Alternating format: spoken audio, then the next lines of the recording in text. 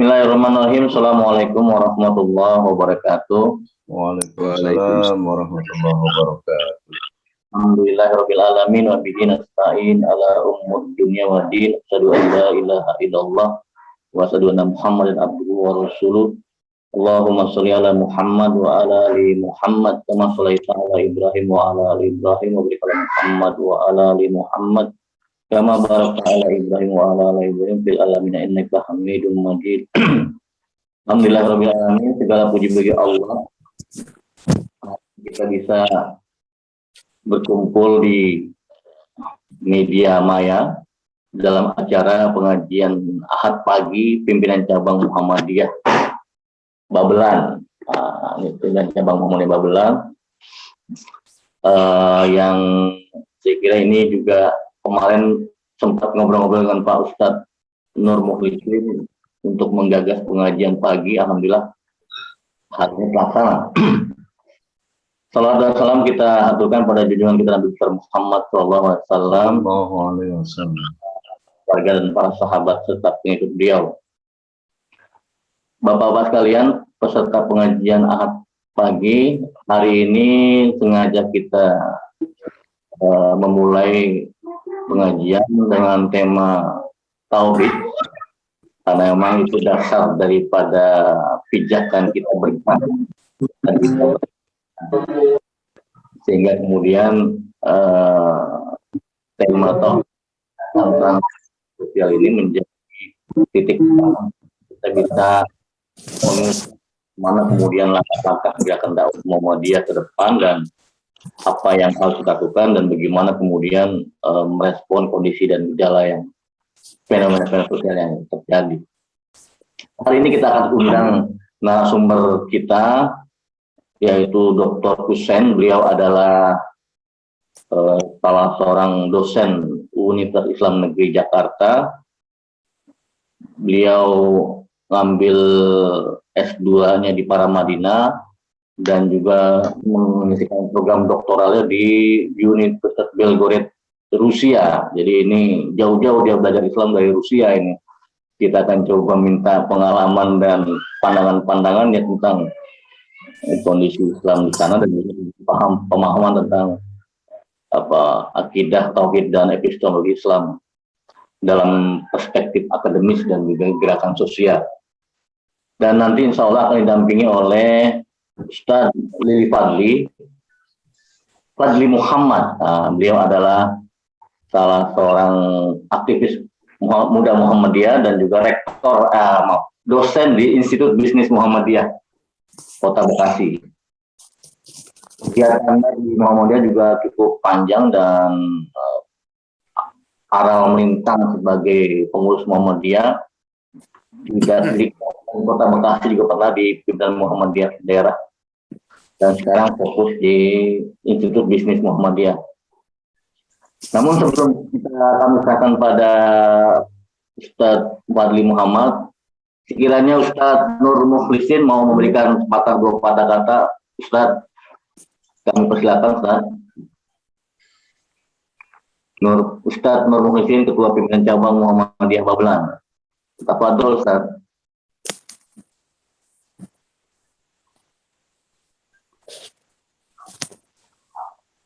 Pak Ustadz Nur. Assalamualaikum Pak.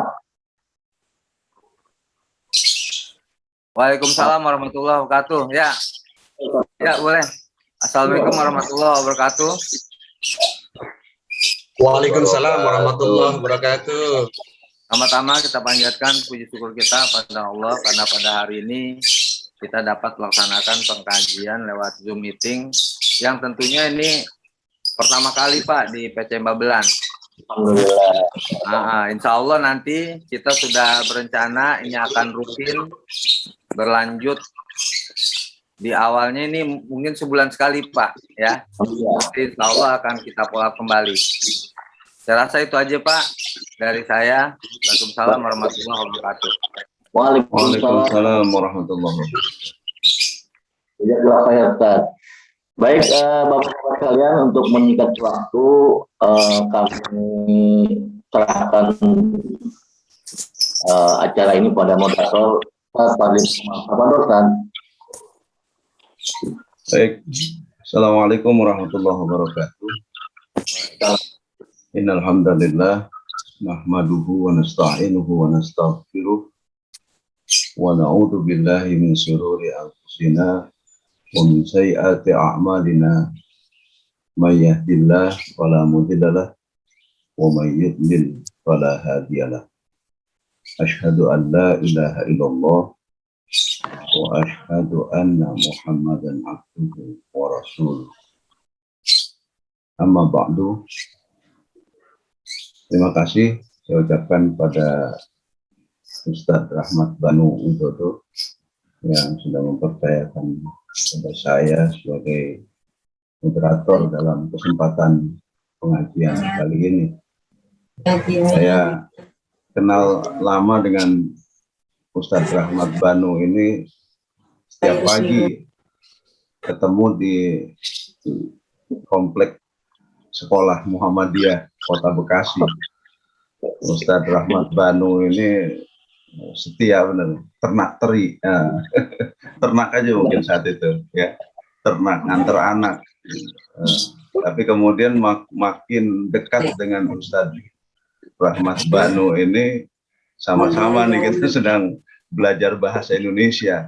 Sebab kita nggak tahu nih orang Bekasi bahasa Indonesianya masih diragukan. Akhirnya kita coba belajar lagi, dan ya saya sekarang sama-sama mau Ustadz Rahmat Banu ini memperdalam bahasa Indonesia. Mudah-mudahan berkah. Amin. Yang saya hormati Ustadz Mukhlisin dan segenap jajaran pengurus PCM Babelan. Mudah-mudahan Allah selalu memberikan kesehatan, memberikan kemampuan untuk kita menegakkan amar ma'ruf nahi munkar. Amin amin ya rabbal alamin. Alhamdulillah, puji serta syukur kita panjatkan kehadirat Allah.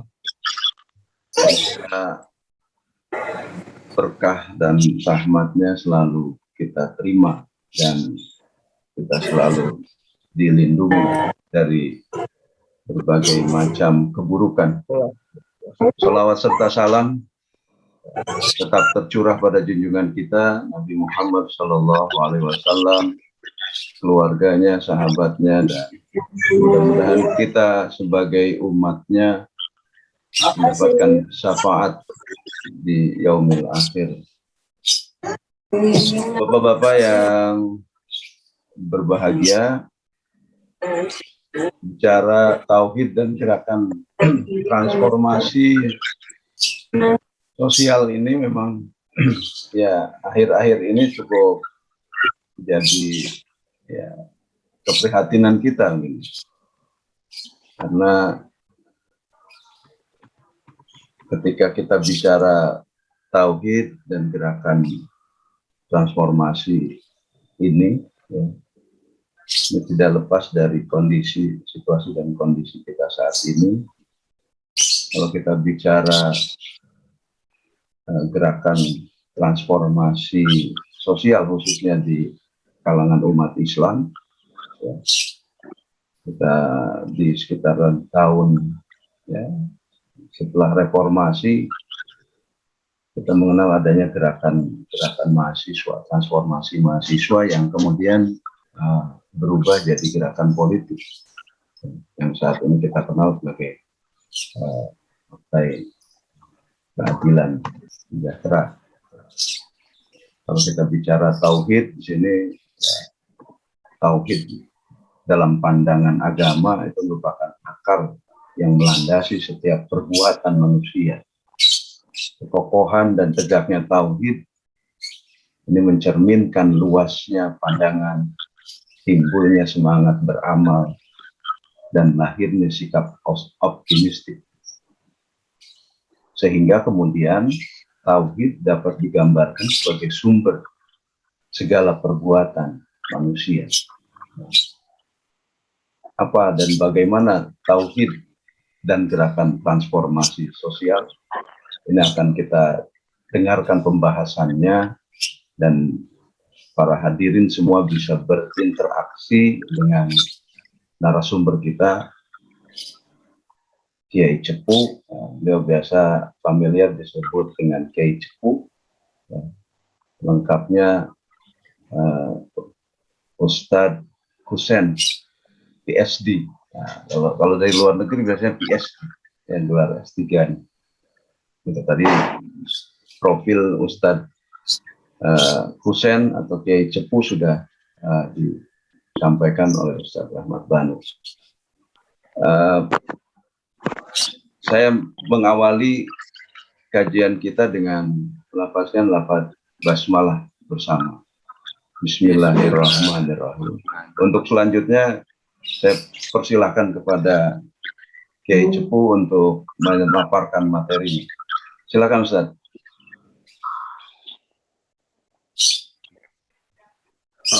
Izin kameranya saya matiin ya, karena kan jadi biar leluasa. Saya jadi nggak enak ini. Aduh, silakan. Bismillahirrahmanirrahim. Assalamualaikum warahmatullahi wabarakatuh. Waalaikumsalam warahmatullahi wabarakatuh.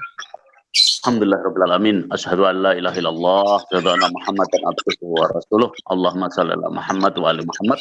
Kama shallaita ala Ibrahim wa ala Ibrahim innaka Hamidum Majid. Amma ba'd, ittaqullah haqqa tuqatih wa la tamutunna illa wa antum muslimun.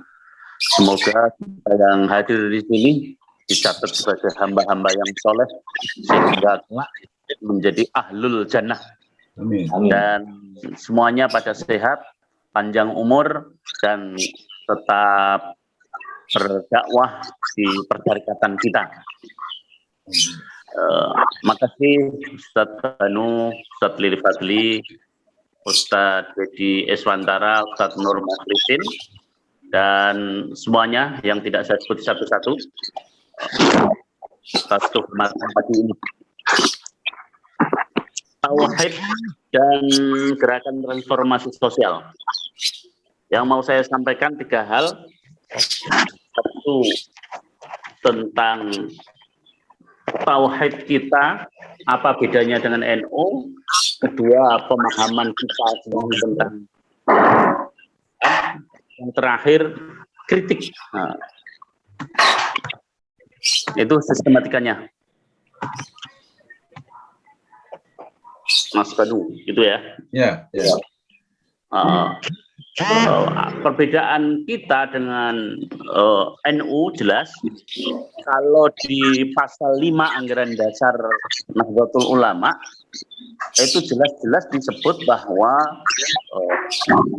secara eksplisit akidahnya bermazhab Ahlus Sunnah wal Jamaah dengan menganut Imam Abu Hasan Asy'ari dan Mansur Al-Maturidi. Itu jelas tereksplisitkan di anggaran dasar. Jadi akidahnya Ahlus Sunnah wal Jamaah dengan menganut pandangan Imam Abu Hasan Al-Asy'ari dan Abu Mansur Al-Maturidi. Jadi sudah dibingkai di situ. Sementara kalau kita, tauhid kita, itu disebutkan di HPT. Di HPT bab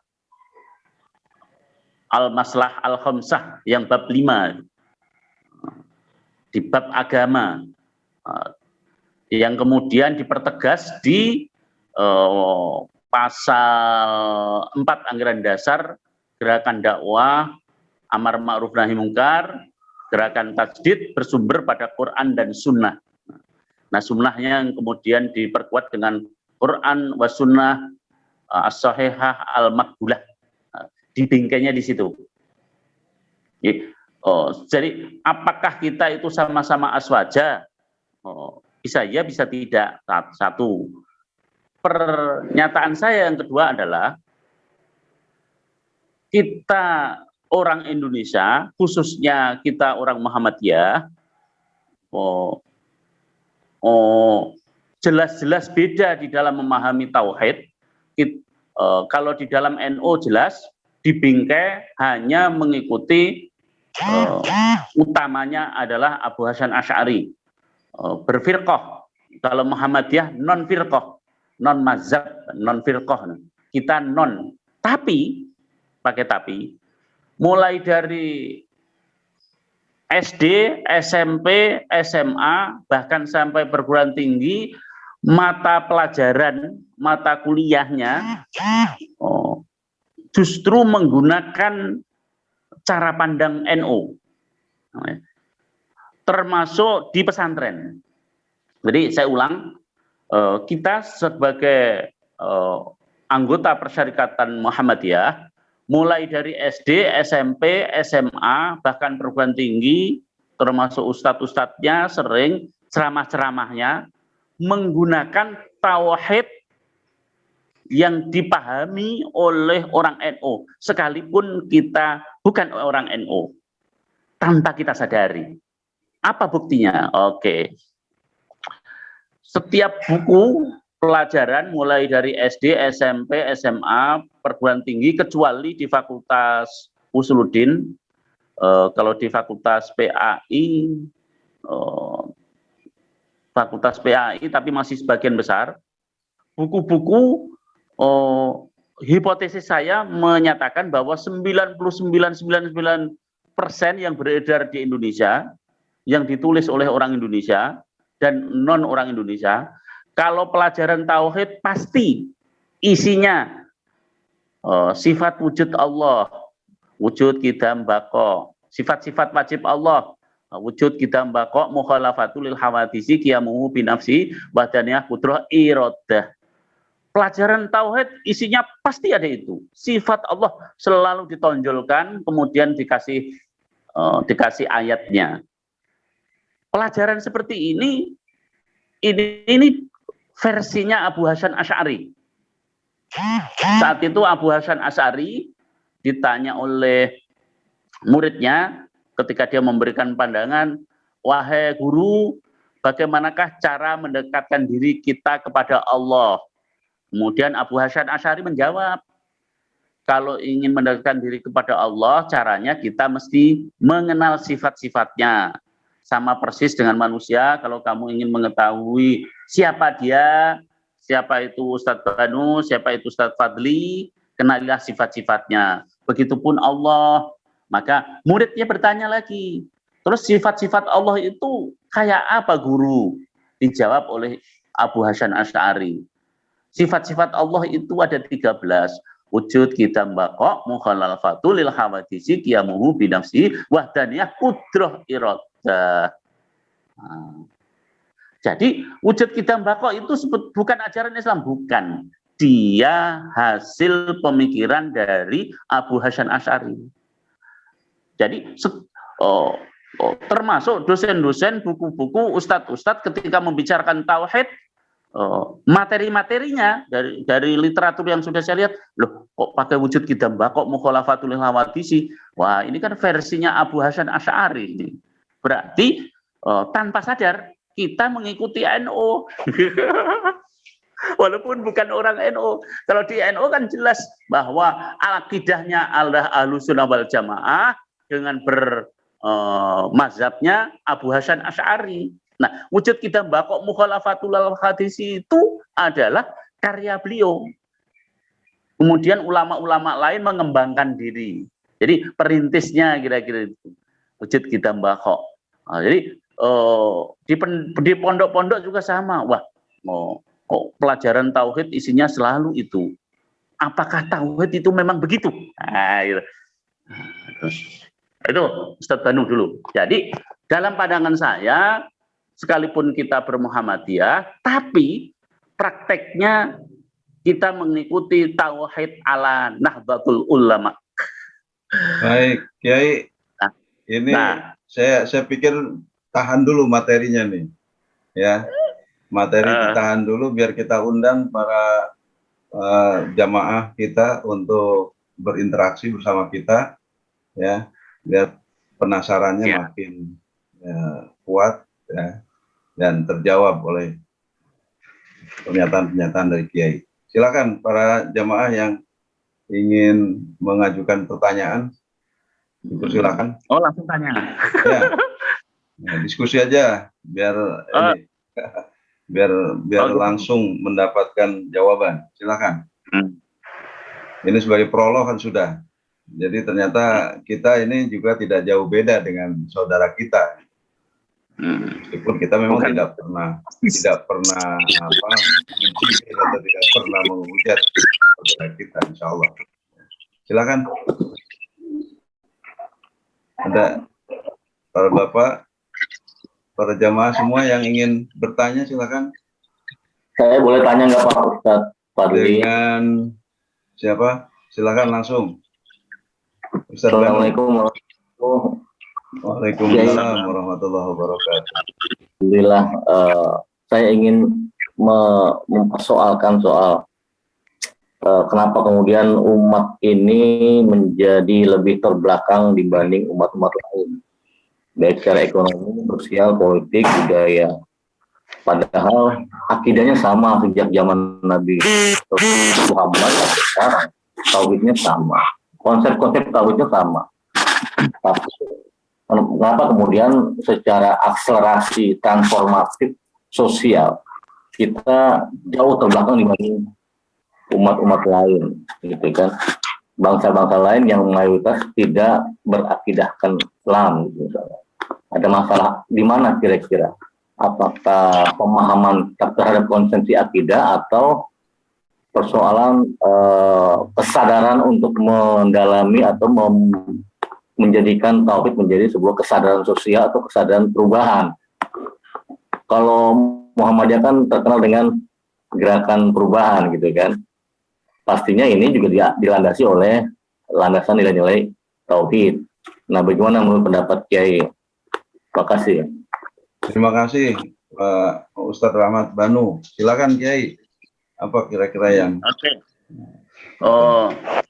Ini sama persis yang disampaikan oleh Abu Hasan Al-Banna. Abu Hasan Al-Banna begini, dia mengkritik kenapa orang yang sudah bertauhid dari SD, SMP, SMA sampai perguruan tinggi, bahkan setelah jadi ustadz, jadi dosen, jadi apa saja, kok umatnya nggak maju-maju. Sementara orang-orang non-muslim, orang-orang kafir, orang-orang maju. Orang yang bertauhid harusnya lebih baik dong, tapi faktanya kok tidak. Berarti ada yang salah. Salahnya di mana? Dalam pandangan Abu Hasan Al-Nafi, salahnya adalah memahami konsep wujud kidam bakok kayak tadi, Ustadz Banu. Di mana salahnya? Salah memahami konsep kata Abu Hasan Hanafi. Kalau para ustadz lain menjelaskan wujud itu untuk siapa? Pasti dijawab wujud itu wujud Allah. Kemudian dikasih ayat-ayatnya. Kidam itu siapa? Allah, artinya terdahulu dikasih ayat-ayatnya. Pandangan-pandangan seperti itu oleh Abu Hasan Hanafi itu salah, itu keliru. Kelirunya wujud itu bukan untuk Allah, sebab Allah itu nggak usah dikasih sifat wujud, Allah itu sudah wujud. Karena itu wujud itu untuk manusia, bukan wujud Allah. Timbul pertanyaan, kalau wujud itu bukan untuk Allah tapi wujud manusia, apa artinya? Artinya gini, wujud ada, lawannya tidak ada. Misalnya saya mau mencari alamat Ustadz Banu, Ustadz Fadli ini, alamatnya udah persis dikasihkan ke saya. Kemudian saya cari, tapi tetangga tidak tahu, tetangga tidak mengenal. Kemudian udah saya uplek-uplek nih, ini tetangga siapa itu Ustadz Fadli? Wah, saya nggak kenal nih. Tapi alamatnya persis. Timbul pertanyaan, kenapa sih kok Ustadz Fadli nggak dikenal oleh lingkungannya? Ini hanya contoh, bukan beneran ya. Maka dapat fungsi, bisa jadi kuper karena nggak pernah gaul, sehingga nggak dikenal, nggak melakukan aksi sosial, sehingga orang-orang tidak tahu, taunya nama lain dan nggak pernah keluar, pokoknya di rumah ngajar, nggak pernah bersosialisasi, nggak pernah berbakti sosial, gitu-gitu aja. Akibatnya tidak dikenal. Nah, orang yang tidak dikenal, dia ada tapi dianggap tidak ada. Wujudnya ada, wujudnya keadamihi, ada dianggap tidak ada. Nah, yang seperti itulah yang disebut tidak wujud. Berarti kalau yang wujud adalah mereka yang menunjukkan eksistensinya. Dia ikut berorganisasi, dia ikut terlibat di dalam gerakan sosial, dia ikut berkarya sehingga namanya dikenal, maka dia ada. Maka ada ditandai dengan gerakan. Maka yang tidak ada gerakan. Maka dalam pandangan Hasan Hanafi, kenapa kok Muslim pemuda utamanya nggak bisa digerakkan karena bangkai-bangkai mayat? Bagaimana bisa menggerakkan mayat? Kenapa? Karena ada dan tidak ada sama saja. Karena itu dalam pandangan Hasan Hanafi, seorang pemuda yang kuper, nggak pernah gaul, cuma kantor, rumah, kantor, rumah. Nah, itu dia sebut tidak wujud. Kata Hasan Hanafi, daripada menambah jumlah penduduk, jumlahnya penduduk Islam mayoritas ya, 80%. Tapi sesungguhnya bangkai, mending mati beneran deh. Gitu. Mending mati beneran deh. Itu nggak berguna. Enggak berguna. Karena ada dan tidak ada, enggak sama saja. Enggak ada gunanya. Nah, Muslim yang seperti ini, bagaimana mungkin maju? Dia sebetulnya bukan kehidupan, tapi dia kematian. Dia adalah bangkai. Nah, hari ini kata Abu Hasan Hanafi, saya menyaksikan bangkai-bangkai itu. Bagaimana mungkin bangkai akan bangkit dan maju? Karena itu kalau ingin maju, pemahaman tentang wujudnya harus diganti. Wujud bukan untuk Allah, tapi wujud itu untuk manusia. Maka manusia yang wujud adalah manusia yang berkarya. Manusia yang berwujud adalah manusia yang beramal soleh. Sehingga dia dikenal lingkungan. Karena itu ketika lingkungan tidak mengenalnya, tidak pernah melakukan amal soleh, tidak pernah melakukan karya-karya sehingga dia tidak sama sekali tidak dikenal orang, sesungguhnya dia adalah tidak wujud. Artinya wujud artinya ada, tidak wujud berarti sama dengan tidak ada sama saja dengan mati.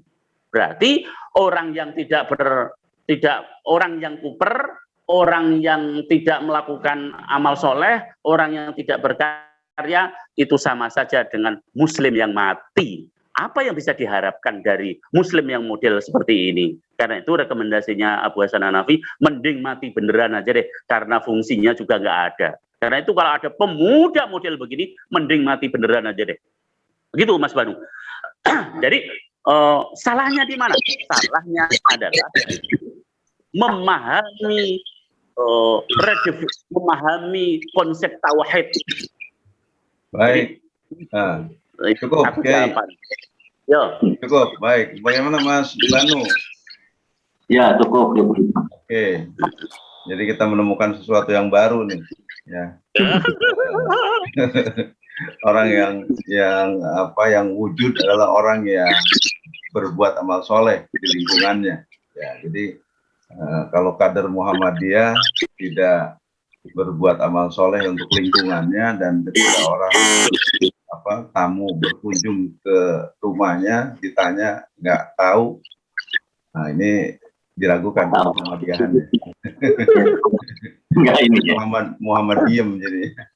Baik, yang lain masih ada, silakan yang ingin mengajukan pertanyaan kembali. Saya Pak Ustadz. Ya, silakan. Nah, jadi kan tadi pengertian tauhid itu kan masuk ke kalimat la ilaha illallah ya Pak Ustadz ya. Ya. Itu penjabaran la ilaha illallah itu sendiri gimana Pak Ustadz ya?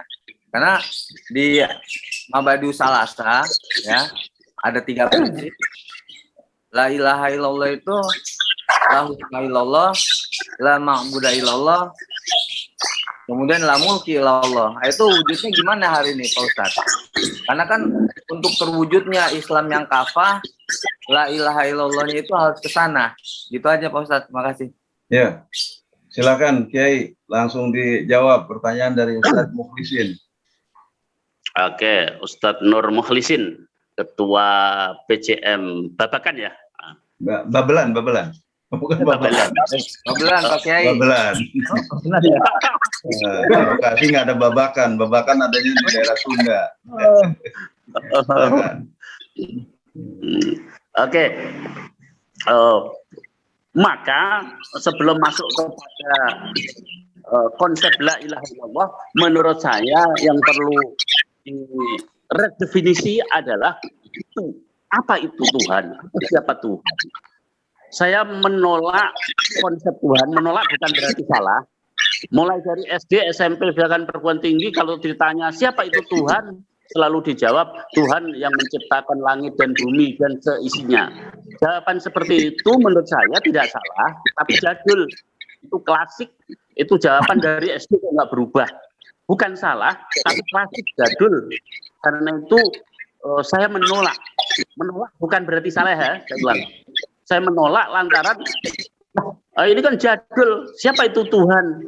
Tuhan adalah yang menciptakan langit dan bumi dan seisinya, yang menciptakan manusia. Ya, itu semuanya orang tahu dari SD, dari kecil udah diajarin.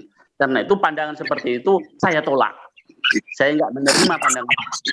Menolak bukan berarti itu pandangan ya itu pelajaran SD itu. Tapi kok diulang-ulang terus di mimbar-mimbar. Karena itu saya merumuskan definisi sendiri dan rumusan pandangan saya sejalan dengan pandangannya Bang Imad, Dr. Imaduddin Abdurrahim, dia guru spiritualnya Pak Habibie, itu GPI ya, Ustaz Banu. Iya. Tuhan adalah, saya definisikan 3 kali sebelum membahas tentang la ilaha illallah. Tuhan adalah segala sesuatu yang kita anggap penting dan kita rela untuk dikuasainya. Saya ulang 2 lagi. Tuhan adalah segala sesuatu yang kita anggap penting dan kita rela untuk dikuasainya. Terakhir, Tuhan adalah segala sesuatu yang kita anggap penting dan kita rela untuk dikuasainya. Pertanyaannya adalah, apa yang kita anggap penting? Yang kita anggap penting misalnya jabatan. Demi jabatan, mau haram, mau halal, tidak peduli. Yang penting jabatan. Maka Tuhannya adalah Tuhan jabatan. Demi membahagiakan istri, mau dosa atau tidak, mau salah atau tidak, mau sesuai syariat atau tidak, yang penting istri saya bahagia, yang penting istri saya senang, caranya nggak peduli, maka Tuhan saya adalah Tuhan istri. Saya tidak peduli apakah haram atau tidak, yang penting saya dapat duit. Tuhan saya adalah Tuhan duit. Saya tidak peduli, yang penting hati saya senang. Caranya gimana, mau haram, mau halal, mau diizinkan syariat atau tidak, yang penting hati saya senang. Maka Tuhan saya adalah Tuhan nafsu. Jadi kalau begitu Tuhan banyak, yes, bisa Tuhan duit, Tuhan jabatan, Tuhan pacar, Tuhan wis macam-macam berarti. Tuhan istri. Tuhan, berarti jumlah Tuhan bisa sampai 100, bisa sampai 1000. Nah, disitulah muncul la ilah. La ilah. La-nya an-nafi'u. An-nafi'u artinya meniadakan. Apa arti meniadakan? Dari yang ada menjadi tidak ada. Misalnya gini, mendelet. Mendelet berarti ada sesuatu yang didelet. Membuang sampah. Membuang berarti ada yang dibuang. La ilah an-nafi, meniadakan. Apanya yang ditiadakan? Yang ditiadakan itu Tuhan. Kenapa Tuhan ditiadakan? Karena Tuhan banyak. Tuhan nggak bener. Tuhan palsu. Tuhan anak, Tuhan istri, Tuhan uang, Tuhan jabatan, Tuhan atasan, Tuhan organisasi, Tuhan macam-macam. Nah, itu la ilah. Karena itu begitu hadir, maka Islam mengatakan singkirkan itu, tidak ada Tuhan. Jadi makna tidak ada Tuhan di sini berarti ya karena memang Tuhan itu banyak. Diri kita sendiri jangan-jangan Tuhan, sebagaimana yang disinggung di dalam surat Al-Jatsiyah, afara'aita man ittakhadha ilahahu hawahu. Apakah kamu tidak memperhatikan bahwa diri kita, keinginan kita, nafsu kita, Itu pertanyaan Gusti Allah, pertanyaan Allah kepada kita. Apakah kamu tidak memperhatikan ada orang yang menjadikan nafsunya sebagai Tuhan? Apakah kamu tidak memperhatikan? Wah, keren itu pertanyaan Allah kepada kita. Orang yang menjadikan nafsunya sebagai Tuhan. Jadi kita sendiri jadi adalah Tuhan. Yes, mau benar atau tidak benar, pokoknya itu berarti kita sudah menuhankan diri sendiri. Menuhankan tokoh disinggung di dalam surat At-Taubah. Ittakhadhu ahbarahum wa ruhbanahum arbabam min dunillah. Ada orang-orang yang menuhankan ustadz-ustadznya, tokoh-tokohnya. Sudah disinggung di dalam At-Taubah 31. Karena itu kata konsep di sini Allah, Rasulullah mengajarkan la ilah, tidak ada Tuhan. Itu bukan Tuhan, singkirkan. Terus yang benar, yang belakangan. Sehingga dalam konsep ini kalau oleh Nurholis Majid diterjemahkan tiada Tuhan selain Tuhan, kemudian diprotes, "Loh kok tiada Tuhan selain Tuhan?" Sebab Allah itu diterjemahkan bahasa Indonesia ya juga artinya Tuhan. Terus makna yang terakhir, Tuhan disitulah Tuhan yang sesungguhnya. Jadi berarti ada Tuhan yang enggak sesungguhnya, enggak. Tuhan yang enggak sesungguhnya. Karena itu barang siapa yang hari ini sholat 5 waktu, tapi kok dia korupsi, maka dia syirik. Dia tauhidnya cacat. Dia menyembah Allah, tapi pada saat bersamaan dia menyembah duit. Mau haram, mau halal, yang penting dapat duit. Nggak peduli sesuai syariah atau tidak, maka dia korupsi. Walaupun dia sholat 5 waktu, tapi kalau dia masih nyolong, masih korupsi, maka dia syirik. Dan orang syirik nggak masuk surga. Maka orang yang korupsi, pasti tauhidnya nggak beres. Jadi kalau begitu, Islam yang tauhid yang seperti ini yang bisa membawa perubahan. Hari ini tauhid yang diajarkan kan nggak masuk ke sana. Transformasi sosialnya nggak ada. Nah karena itu saya setuju dengan model pandangan begini, bahwa barang siapa, ya faktanya memang begitu. Kalau hari ini saya sholat 5 waktu, saya rajin ibadah, tapi kok saya korupsi, saya nyolong, berarti Tuhanku Tuhan Allah dan Tuhan duit. Padahal Allah berkata, wa ma umiru illa liya'budu mukhlisina lahuddin. Enggak aku terima kecuali dengan murni. Mukhlisin, ikhlas di sini artinya murni. Ternyata aku menduakan Tuhan. Aku mensekutukan Tuhan, menyembah Allah tapi juga menyembah duit. Karenanya Ustadz Fadli, siapapun yang korupsi padahal dia sholat 5 waktu, maka dia syirik, tauhidnya cacat, dan yang bersangkutan tidak layak masuk surga. Begitu. Baik. Bagaimana Ustadz, mohon izin dengan jawabannya? Ya, artinya begini Pak Kiai. Jadi konsep la ilaha illallah itu kan kita ini sebagai umat muslim ya harus menjurus semua kepada la ilaha illallah kan. Artinya kalau kita lihat telisik dari zaman Nabi Adam sampai zaman Nabi Muhammad, itu kan la ilaha illallah ini diwujudkan. Itu dengan menguasai, ya kan? Menguasai di medan pada saat itu. Contohnya terdekat Nabi Muhammad misalnya. Ya, karena ada instruksi bahwa Islam itu harus mengatur yang lain, ya kan? Dan juga dari Nabi Ibrahim dan lain-lainnya, Nabi Musa. Artinya dia berjuang untuk mewujudkan kalimat itu supaya kenapa? Supaya umat Islam itu ya menuhankan gitu loh. Artinya segala sesuatunya terwujud kepada Allah Subhanahu wa taala. Itu gimana Pak Kiai wujudnya sekarang? Karena kalau sekarang kita begini-begini aja, saya setuju tadi. Kondisi umat Islam kayak bangke, wujuduhu keadamihi, ada tapi nggak ada gitu loh. Sampai kapan begini kita? Kalau memang konsep itu tadi tidak diwujudkan gitu. Karena Allah berfirman, "Wallazi arsala rasulahu bil huda wa dinil haq liyudhhirahu 'alad dini kulli walau karihal kafirun musyrikun wa munafiqun." Nah, gimana tuh Pak Kiai wujudnya hari ini? Silakan Pak Kiai, langsung. Oke. Seperti yang saya sampaikan tadi, berarti orang Indonesia secara umum, orang Indonesia ya sebelum ke dunia, tidak bertauhid karena dia menyembah Allah juga menyembah duit. buktinya korupsi, buktinya nyolong. Mau haram, mau halal, tidak penting, yang penting aku dapat jabatan. Berarti orang Indonesia tauhidnya cacat. Yes, tauhidnya cacat. Kalau tauhidnya cacat, gimana Allah memberikan keberkahan? Padahal Allah sudah menjanjikan untuk orang-orang yang takwa akan keberkahan. Berarti orang Indonesia secara umum tidak bertauhid, tidak bertauhid. Tauhidnya hanya di mulut, prakteknya tidak. Jadi tauhid yang model yang dipahami oleh orang Indonesia perlu diredefinisi.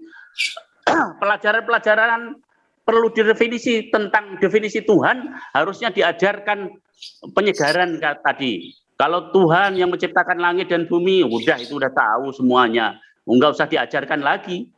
Berarti solusinya redefinisi atau rekonstruksi tentang pemahaman tauhid. Nah, salah satu solusinya ialah yang saya tawarkan tadi, Ustadz. Dengan cara seperti itu, akhirnya saya berani berkata, kalau begitu orang Indonesia mayoritas tidak bertauhid. Yes, tidak bertauhid. Kalau bertauhid, nggak mungkin dia korupsi, nggak mungkin dia nyolong uang rakyat, nggak mungkin. Padahal duitnya udah banyak, mau haram mau halal, yang penting istrinya seneng jalan-jalan ke Amerika pakai duitnya orang. Wah, padahal dia Islam, tidak bertauhid ya. Nah, pernyataan ini harusnya disampaikan juga para ustadz, khususnya kita di Muhammadiyah. Siapapun yang hari ini korupsi, maka dia adalah syirik. Nah, selama ini yang dipahami syirik adalah dukun. Nah, dukun sekarang nggak ada itu. Di Bekasi kan zaman sekarang udah nggak ada dukun itu. Dukun pijet udah nggak ada, dukun santet nggak ada, dukun udah hilang. Tapi masih dicontohkan. Berarti ustadz-ustadz mesti juga harus informasi update. Karenanya siapa yang berhenti belajar maka dia tidak layak mengajar. Berarti harus update. Yes. Dukun nyata-nyata sudah nggak ada kok. Selalu di sekolah-sekolah, di madrasah diajarkan. Contoh syirik adalah datang ke dukun. Itu kan contoh tahun 70, tahun 80. Sekarang kok masih disebut dukun. Itu kan tidak update. Karena itu, Ustadz, masyarakat Indonesia, saya menyebutnya Indonesia yang hari ini carut marut, ya karena nggak bertauhid. Apa bukti yang kedua empiris? Buktinya adalah bukti empiris ya, artinya bukti yang di lapangan. Saya jadi ingat apa yang disampaikan oleh Mohtar Lubis. Mohtar Lubis saat itu naik pesawat, kemudian di sampingnya ada orang bule, kemudian saling kenalan. Kamu siapa? Saya orang Indonesia. Siapa itu Indonesia? Saya tidak kenal. Saya kenalnya Bali. Kemudian Mohtar Lubis bingung nih, kok Indonesia tidak kenal. Akhirnya Mohtar Lubis merenung siapa itu orang Indonesia. Hasil renungannya, hasil penelitiannya kemudian dipidatokan di tim, kemudian dibukukan tahun 76, kemudian ditangkap oleh rezim Orde Baru, gara-gara Orde Baru tersinggung. Ciri orang Indonesia ada 25, nomor satunya nggak boleh digeser. Ini kayak Pancasila, nomor satu ketuhanan. Menurut penelitian yang dilakukan Mohtar Lubis, ciri orang Indonesia yang pertama dan utama adalah munafik. Itu hasil penelitian. Jadi orang Indonesia itu munafik. Yes. Apa buktinya munafik? Oke, munafik. Misalnya dalam rapat-rapat, Ustadz. Ini kita rapat nih. Setuju? Setuju. Diketok palu, jedar-jedar. Begitu selesai diketok palu, keluar, tiba-tiba dia berkata, saya sebetulnya nggak setuju, cuman nggak enak. Munafik dia, bajingan dia. Orang seperti itu, gimana sih? Kalau nggak setuju harusnya ngomong. Saya tidak setuju. Ngomong. Ini rapat udah diketok, udah ditanyain, setuju tidak? Setuju. Begitu keluar, orang Indonesia berkata, saya nggak setuju, cuman nggak enak. Aduh, ini munafik ini namanya. Model-model orang seperti ini banyak, super banyak. Satu, kalau janji tidak ditepati, waduh ya Allah, janjinya sama orang Indonesia jam 6 datang ya. Insya Allahnya orang Indonesia nggak jelas. Kalau udah nggak minta maaf, baru ketemu besok, kenapa kok nggak datang? Afan akhi, aduh. Padahal ayatnya jelas-jelas ayatul munafikun salatun idza hadatsa kadzaba. Nah, itu udah jelas-jelas dan seterusnya itu. Tapi enggak dilaksanakan berarti munafik. Berarti Ustadz, kenapa Indonesia ini nggak berkah? Gara-gara orang Indonesia nggak bertauhid, tauhidnya nggak murni, nggak ikhlas, nggak mukhlisin lahuddin, yang diterima Allah yang ikhlas. Berarti orang Indonesia banyak munafik, tauhidnya cacat alias syirik, maka pintu-pintu keberkahan pantas tidak dikasih gitu. Begitu Ustadz. Nah, kaitannya dengan rahmatan lil alamin, berarti itu konsep Islam ya. Karena hari ini saya bertumpu kepada tema tauhid, maka tidak saya singgung tentang Islamnya tadi. Jadi Islam yes, cuman saya belum menyinggung tentang konsep Islam. Baru karena temanya tauhid, jadi hanya saya larikan ke tauhidnya. Begitu Ustadz. Jadi dalam pandangan saya, orang Indonesia berarti tauhidnya payah, perlu ditajdidi lagi, perlu, kalau dia orang Muhammadiyah, perlu dimuhammadiyahkan lagi, perlu ideologinya perlu ditanamkan lagi, perlu DAD, perlu Baitul Arqam lagi, barangkali karena lama lupa, maka perlu diulang pelajaran-pelajaran seperti ini, dan butuh penyegaran tentang redefinisi konsep-konsep Tuhan, konsep-konsep tauhid. Begitu Ustadz. Saya tidak tahu apakah ini sudah menjawab pertanyaan atau memang ada yang saya nggak menyinggungnya. Terima kasih. Baik, terima kasih Ustadz Kiai Cepu. Nah, gimana Pak Ustadz Mukhlisin atas pertanyaan, Ya, terima kasih. atas jawabannya nih. Ya. Terima kasih Pak Fadli, Pak Kiai. Yang lain. Baik, terima kasih Ustadz Mukhlisin. Ya, makin menarik perbincangan kita tentang tauhid dan gerakan transformasi ini. Silakan. Pada yang lain masih ada yang ingin bertanya? Silakan. Assalamualaikum. Waalaikumsalam warahmatullahi wabarakatuh. Silakan Pak Edi Puryanto ya. Iya, betul. Silakan Pak Edi. Ya, langsung saja ya. Ya. Kaitannya dengan tema hari ini yang membahas tentang ketauhidan dan transformasi sosial.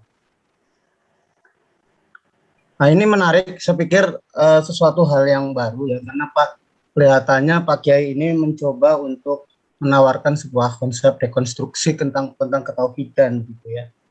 Nah, tadi juga disinggung masalah bagaimana kita berideologi yang memang murni ya tentang keislaman.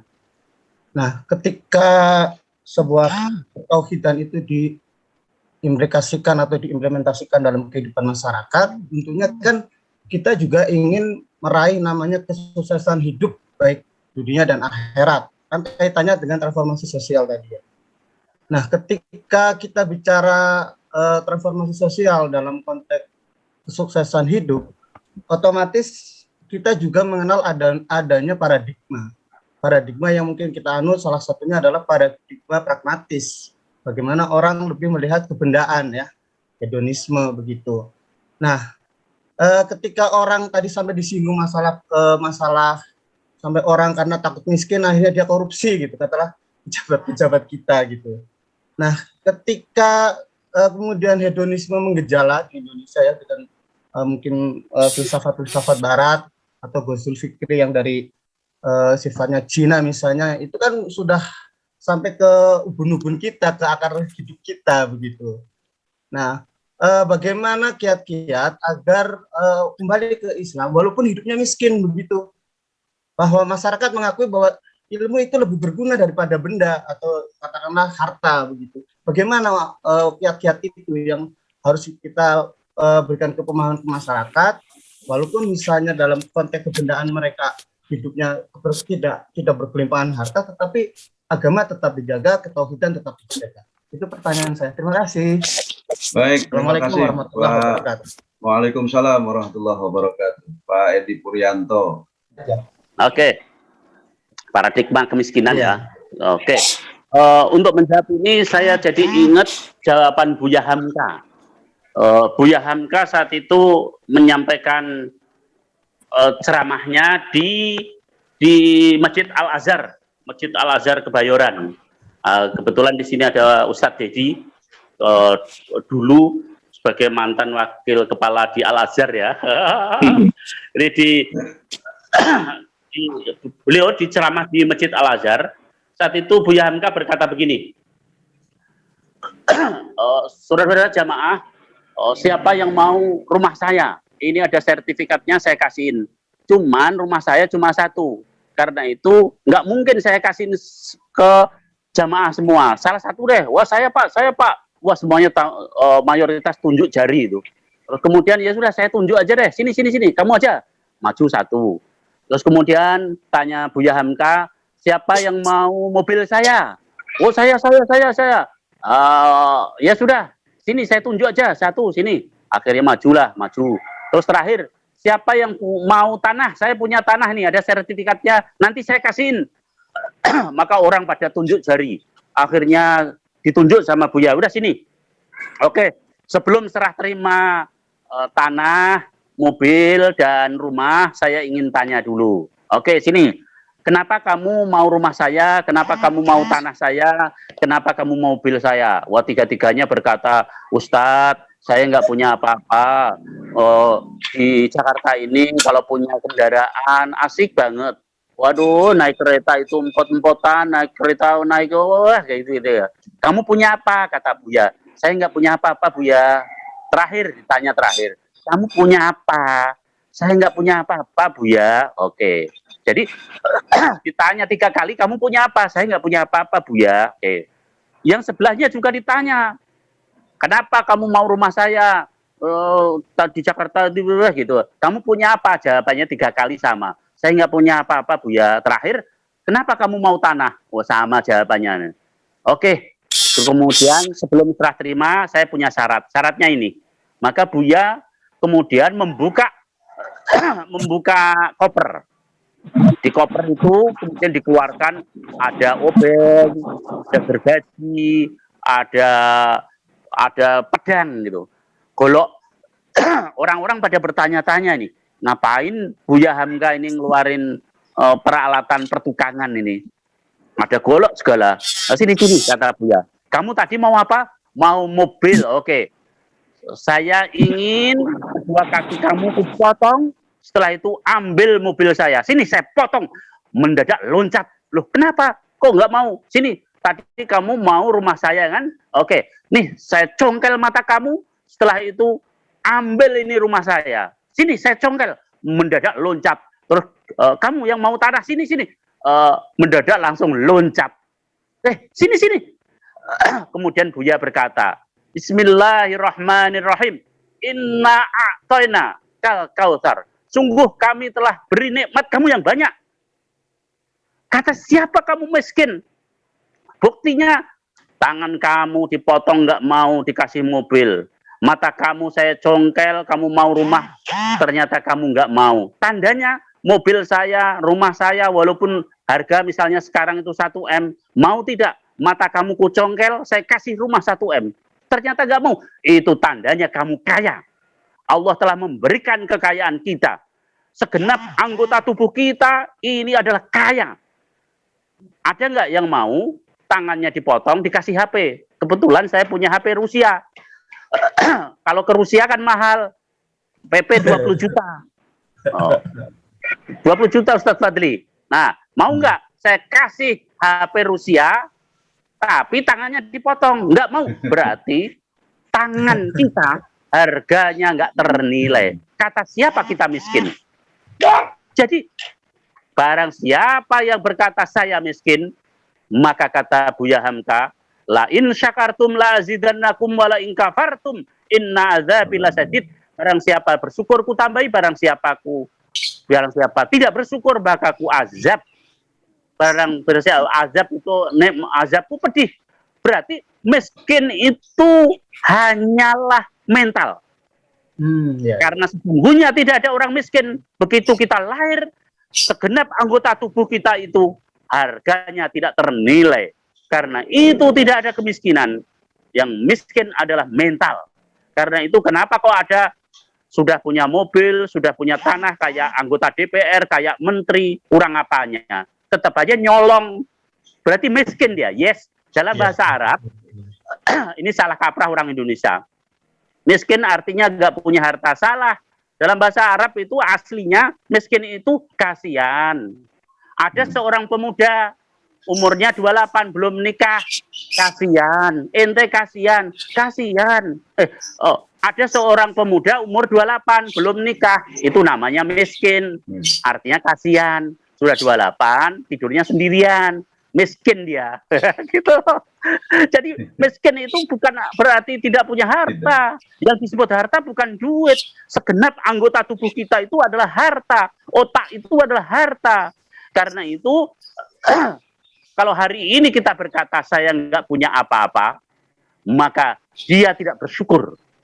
Dia tidak menyadari bahwa Allah telah memberikan kekayaan yang tidak ternilai. Dengan demikian, siapapun yang masih nyolong, masih merasa dirinya miskin, berarti tauhidnya tercela. Walaupun dia sholat 5 waktu, tapi kok masih merasa miskin, nggak punya apa-apa, dia tidak layak masuk surga. Karena miskin, tandanya dia tidak bersyukur kepada Allah. Jadi kalau begitu semua orang kaya, yes, semua orang dilahirkan dalam keadaan kaya. Miskin hanyalah persepsi mental. Dengan demikian kalau pandangan kita seperti ini, maka tauhid kita lurus. Berarti orang yang tauhid lurus nggak mungkin berkeluh kesah, nggak mungkin nyolong, ya nggak mungkin. Orang yang masih keluh kesah, nyolongan, berarti tauhidnya batal, tauhidnya nggak jelas, tauhidnya lurus, perlu ngaji lagi ke Muhammadiyah. Baik. Bagaimana Pak Edi? Ya, keren nih jawabannya, keren nih. Baik. Memang kita dibuat sederhana pemikiran kita tentang Islam, tentang tauhid ini ya oleh Kiai Cepu ini ya, sehingga tidak membebani pikiran-pikiran kita tentang dosa, tentang neraka. Yang penting kita berbuat baik, itu kuncinya. Sepertinya seperti itu yang disampaikan Kiai Cepu. Baik, berikutnya masih ada yang ingin bertanya? Ya, kalau menurut saya ini Islam aktual versi Kiai Cepu ya. Ya, sangat sederhana. Dan ya, buat apa kita sholat kalau kita masih korupsi, masih berbuat perbuatan buruk? Ya, silakan para jamaah yang lain atau dari Kiai Cepu, masih waktu kita masih ada kurang lebih 12 menit lagi, Kiai. Silakan. Sebagai tambahan, karena itu kalau masih kembali lagi kepada miskin, jadi kalau begitu miskin hanyalah persepsi. Di dalam Al-Quran surat Al-Ankabut ayat terakhir, Al-Ankabut surat 29 ya, surat 29 ayatnya 69. Walladzina jahadu, barang siapa yang sungguh-sungguh, walladzina jahadu, barang siapa orang yang sungguh-sungguh, lawannya kan kaslanatun, lawannya males. Fina lanahdiyanahum subulana, maka akan kami tunjuki jalan-jalan. Jadi Einstein misalnya, kayak gini, kalau begitu saya mulai dari ini berarti lompat ya, biar terstruktur. Saya mulai dari awal aja. Rezeki itu ada 3 pembagian rezeki dalam pandangan saya, Ustadz Fadli. Pertama, apa saja? Pertama, ini biar saya leluasa ngomongnya. Pertama, rezeki, nikmat namanya maksudnya. Ada 3 jenis nikmat. Pertama, nikmat yang diberikan kepada seluruh makhluk hidup. Ada kucing, ada hantu, ada genderuwo, ada tumbuhan, ada semut. Semua makhluk hidup, ada malaikat, dikasih. Nikmatnya ini disebut nikmat hidup manusia. Nah, supaya manusia bisa awet hidup, maka Allah berikan 2 hal. yaitu awet hidup, maksudnya nggak cepat mati, Allah berikan dua hal, yaitu nafsu. Coba Ustaz Fadri, kalau kita nggak punya nafsu, nggak makan seminggu aja, aduh, jangan-jangan sudah UGD. Nggak makan 40 hari, jangan-jangan sudah almarhum. Karena itu supaya tidak mati, Allah kasih nafsu makan. Oke, satu. Tujuannya supaya biar tetap awet hidup. Satu. Terus kemudian nafsu ada, tapi makanan nggak ada. Allah kasih akal. Sehingga kayak orang-orang Sunda, ada daun jadi hidup. Karena itu ada semacam keguruan Ustadz Fadli. Keguruan itu gini, kalau ingin nikah aja sama orang Solo. Kok nikah sama orang Solo, dia dikasih botol kosong aja hidup gitu. Itu Maksudnya botol bagaimana tuh? Nah, itu tukang jamu. Iya. Jadi ada nafsu makan tapi nggak ada makanan, pakai akal. Itu satu. Jadi ada nikmat namanya nikmat hidup, diberikan kepada segenap makhluk hidup. Nikmat yang kedua hanya diberikan kepada manusia doang. Anjing tidak dikasih, tumbuhan nggak dikasih, malaikat nggak dikasih. Semua makhluk selain manusia nggak dikasih. Hanya manusia yang dikasih. Nikmat ini namanya nikmat kemerdekaan.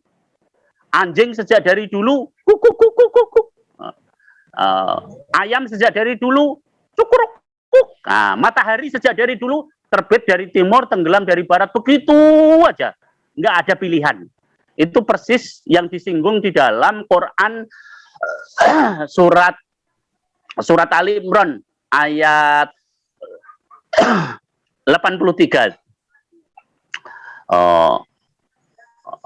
Surat Ali Imran 83, Ustadz. Boleh sambil dilihat.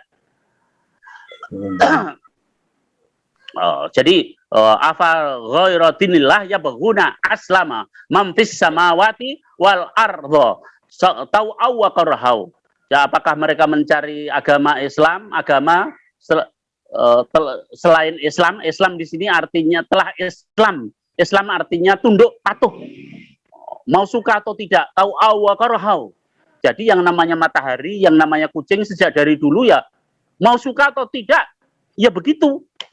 Tahu wa karuhau, kata Tuhan. Mau suka atau tidak, dia tetap tunduk. Jadi selain manusia nggak ada kemerdekaan. Karena itu menurut Ibnu Arabi nanti satu-satunya di akhirat yang dimintai pertanggungjawaban adalah manusia, karena manusia diberikan kemerdekaan. Ciri kemerdekaan adalah dua, Ustaz. Tidak disebut merdeka kalau tidak memiliki dua hal ini. Pertama, belum ditentukan. Kalau sudah ditentukan namanya bukan kemerdekaan.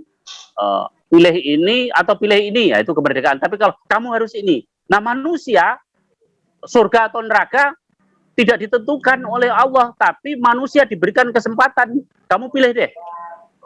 Tuh, jadi belum ditentukan. Kedua, adanya pilihan. Tidak disebut pilihan kalau cuma satu. Misalnya kayak di Cina itu partai cuma satu, nah itu namanya bukan pilihan. Keputusan, ketetapan. Yang namanya pilihan minimal dua. Nah, di dalam Islam disebut ada baik, ada buruk, mau kanan atau kiri, mau pro malaikat atau pro setan. Jadi di dalam hati kita itu sudah ditanamkan dua hal itu, tinggal kita milih. Berarti tersedianya pilihan. Supaya manusia bisa milih, maka Allah kasih dua hal, yaitu akal dan hati. Akal kalau dieksplorasi jadi ilmu, hati kalau dieksplorasi jadi iman. Jadi nikmat yang kedua adalah nikmat kemerdekaan. Nah, maka nikmat yang terakhir, nah itu kaitannya dengan surat yang saya baca tadi. Nikmat yang hanya diberikan kepada orang tertentu, terserah Allah. Tidak setiap orang, hanya orang-orang tertentu. Hak prerogatifnya Allah. Kalau tadi kepada segenap manusia, ini kepada khusus. Nikmat ini disebut nikmat hidayah, nikmat hikmah, yang di dalam surat Al-Baqarah 269 disebut tutil hikmah itu, man tasya. Jadi hikmah ini terserah aku, kata Allah. Nah, tapi hikmah itu ada dua, hidayah itu ada dua, hidayah ilmu dan hidayah iman. Nah, ini bisa menjawab fenomena kenapa ada orang yang sholat 5 waktu tapi tetap aja miskin, sementara orang-orang non-muslim, orang-orang kafir, orang-orang Eropa yang ateis, yang nggak sholat 5 waktu, nggak puasa Ramadan, nggak baca Quran, tapi kok kaya-kaya, makmur-makmur, kenapa sih? Jawabannya adalah karena sesuai surat Al-Ankabut ayat 69 yang saya baca di awal. Monggo kalau mau dibuka surat Al-Ankabut semuanya, yang paling akhir surat Al-Ankabut itu janji Allah mutlak benar. Janji Allah itu apa di dalam surat Al-Ankabut? Walladzina. Nah, di situ bukan muslimin, bukan mukmin, tapi walladzina, dan orang-orang. Berarti orang-orang itu siapa? Ya siapa saja. Mau Eropa, mau Asia, mau Islam, mau tidak Islam, berlaku bagi siapa-siapa.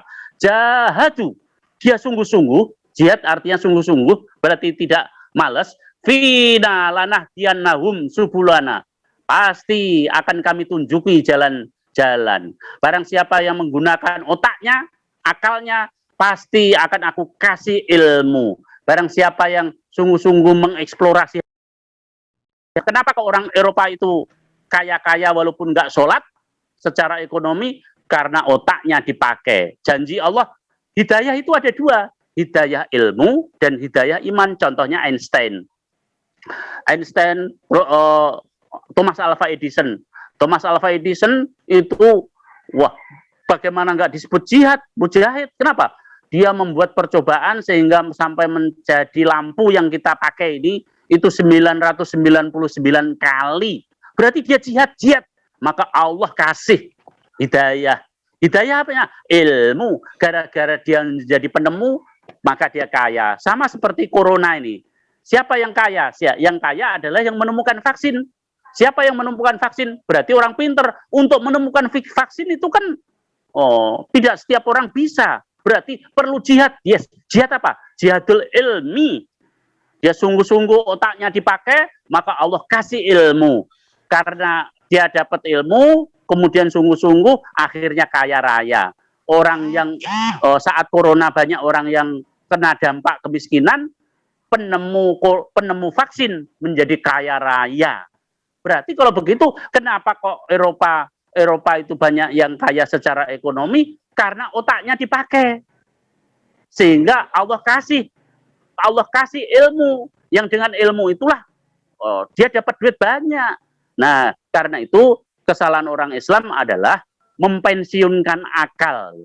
Karena itu, padahal itu yang diwanti-wanti sama Kiai Haji Ahmad Dahlan. Akal beragama itu mesti pakai akal. Nah, hari ini akal itu dipensiunkan sehingga tidak menemukan pengetahuan. Jadi akhirnya fenomena ini bisa terjawab kenapa kok orang-orang kafir itu kaya, sesuai dengan firman Allah. Bahwa nikmat itu dibagi dua. Terakhir tadi, nikmat yang Allah berikan kepada orang tertentu. Siapa orang tertentu? Yaitu orang yang diberi hidayah. Hidayah ada dua, hidayah ilmu dan hidayah iman. Nah, hidayah ini terakhir, itu sama seperti matahari. Hidayah itu ibarat matahari, sinarnya terang benderang, kemudian kita sinar pagi, katanya vitamin D. Terus kemudian saya bikin rumah yang membelakangi matahari, arah timur. Akibatnya sinar matahari tidak masuk. Jadi yang menutup hidayah adalah diri kita sendiri. Kalau otak kita nggak dipakai, ya Allah nggak ngasih hidayah ilmu. Begitu Ustadz Fadli. Sebagai bagian dari tambahan jawaban, kenapa kok orang-orang barat itu banyak yang kaya, sementara kita sholat 5 waktu masih umat Islam itu banyak yang miskin-miskin. Salah satu jawaban dari lanjutan tadi, salah satu jawaban yang kedua ini adalah bahwa orang-orang non-muslim sebagaimana yang disampaikan Muhammad Abduh ketika berjalan ke Eropa, saya berjalan ke Eropa ketemu Islam, tapi balik lagi ke kampungku sendiri, aku tidak menemukan Islam. Ternyata Islam adanya di Eropa. Islam yang sebagai apa? Islam sebagai sikap, Islam sebagai nilai, bukan Islam sebagai nama. Tapi kalau Islam sebagai nama, hari ini kita agamanya Islam, tapi perilaku kita, sikap kita, ternyata tidak Islami, pantesan kita tidak sukses. Begitu Ustaz Fadli. Baik, baik, terima kasih Kiai Cepu. Ya, karena waktu kita terbatas ya, dan jamaah juga akan melakukan aktivitas lain di akhir pekan ini. Ya, mudah-mudahan apa yang disampaikan oleh Kiai Cepu bermanfaat buat kita. Dan dari statement akhir Kiai Cepu tadi terungkaplah ya, alasan Kiai Cepu melanjutkan studinya di Eropa. Nah, bahwa sesungguhnya di Eropa itulah ada Islam yang bukan yang bukan hanya sekedar label, ya, tapi Islam yang dalam kehidupan. Baik, itu saja. Terima kasih dari saya. Mohon maaf sekali lagi. Saya serahkan selanjutnya kepada pembawa acara, Ustadz Rahmat Banu Widodo. Jadi saya akhiri. Nasrum minallah wa fathun qarib wa basyiril mu'minin. Wassalamualaikum warahmatullahi wabarakatuh. Silakan Ustaz Banu. Baik, terima kasih kepada Ustaz Hussein yang telah memberikan kesempatan ya, Babelan, dan juga pada teman-teman Bapak sekalian yang berkesempatan hadir menyisikan waktu di acara kegiatan pengajian mingguan pimpinan cabang Muhammadiyah, dan juga kepada Ustadz Fadli Muhammad, terima kasih waktunya sudah mendampingi mengawali kegiatan pengajian pimpinan cabang Muhammadiyah. Insya Allah seperti yang tadi disampaikan oleh Ketua Pimpinan Cabang Muhammadiyah Babelan, Ustadz Nur Mukhlisin, kita akan coba terus secara kontinu membuat kajian-kajian tiap Ahad pagi dengan tema-tema yang lebih menarik dan lebih menggigit tentunya,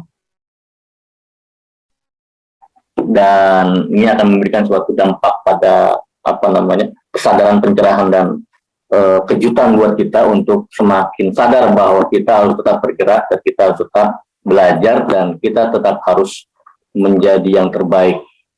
Dan wadah pimpinan cabang Muhammadiyah dan juga Muhammadiyah secara keseluruhan juga ini menjadi bagian dari roda kehidupan yang terus kita akan jalani, menjadi langkah-langkah amal buat kita ke depan.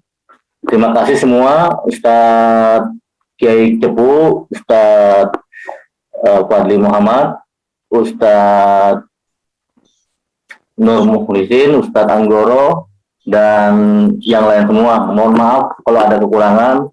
Next time kita akan ketemu lagi di acara yang sama. Amin. Wassalamualaikum warahmatullahi wabarakatuh.